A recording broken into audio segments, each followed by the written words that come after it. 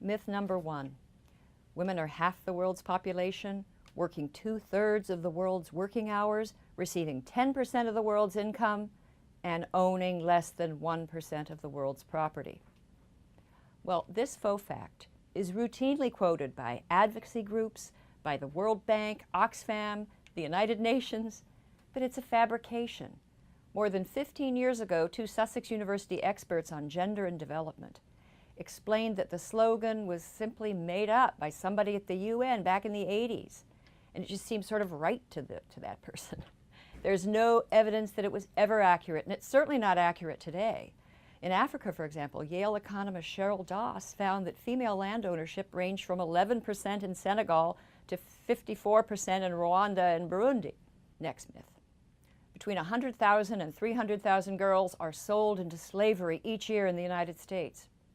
Now, this sensational claim is a favorite of celebrities, journalists, advocates, politicians, both conservative and liberal, by the way.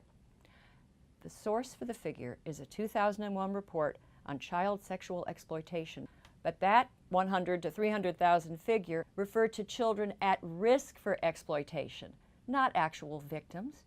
And as one of the authors made clear in an email exchange that he had with the Village Voice, the actual number of children abducted and pressed into sexual slavery is, quote, a few hundred. That's still 100 too many, but they're not going to be helped by a 1,000-fold inflation of the number. Next myth. In the United States, 22 to 35% of women who visit emergency rooms do so because of domestic violence. Now, this claim has appeared in countless fact sheets, books, articles. It's in the Penguin Atlas on Women. They use this emergency room figure to justify placing the United States on par with Uganda and Haiti for intimate violence. Well, what is the source? It seems that several feminist scholars misunderstood a 1997 study by the Justice Department. The correct figure is not 22 to 35%, but get ready, less than 1/2%. Next myth. 1 in 5 college women will be sexually assaulted. Now, this incendiary figure is everywhere in the media today. The 1 in 5 figure is based on a survey called the Campus Sexual Assault Study. But 2 prominent criminologists have noted fatal flaws. It had a very low response rate, a non-representative sample of respondents, and an overly broad definition of what counts as assault. I mean, it included such things as attempted forced kissing or intimate encounters while intoxicated. Now, defenders of the 1 in 5 figure will reply that the finding has been replicated by other studies, but these studies suffer from the same sorts of flaws. Now, the best study that we have on sexual assault on campus suggests the figures are closer to 1 in 40, not 1 in 4. 1 in 40 is still bad, but apparently not bad enough for the activists. And now for the mother of all feminist factoids.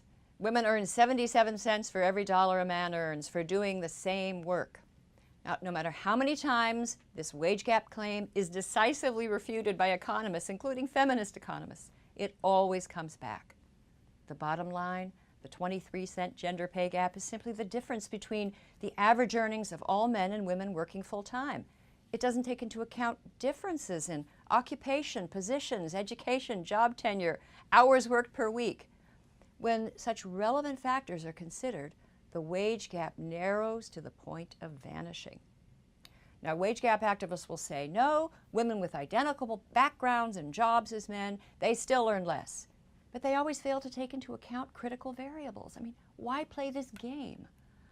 Now, all of these reckless claims are nearly impossible to correct because armies of advocates, journalists, political leaders, they depend on killer stats to promote their cause. And I guess there's also an admirable human tendency to be protective of women, and stories of female exploitation are readily believed. But killer stats undermine good causes, and they send scarce resources in the wrong direction. My advice to women advocates, take back the truth. And if any of you have questions about anything I've said or would like to see other dubious feminist facts investigated, please leave comments below. And if you appreciate what I'm doing here, please subscribe to the series and follow me on Twitter. And remember, check your facts, not your privilege. You might have heard the term white feminism used lately. after Nicki Minaj and Taylor Swift's Twitter exchange, or when people critique HBO's Girls. But what does it mean? Basically, white feminism is feminism that ignores intersectionality. So not all feminists who are white feminists.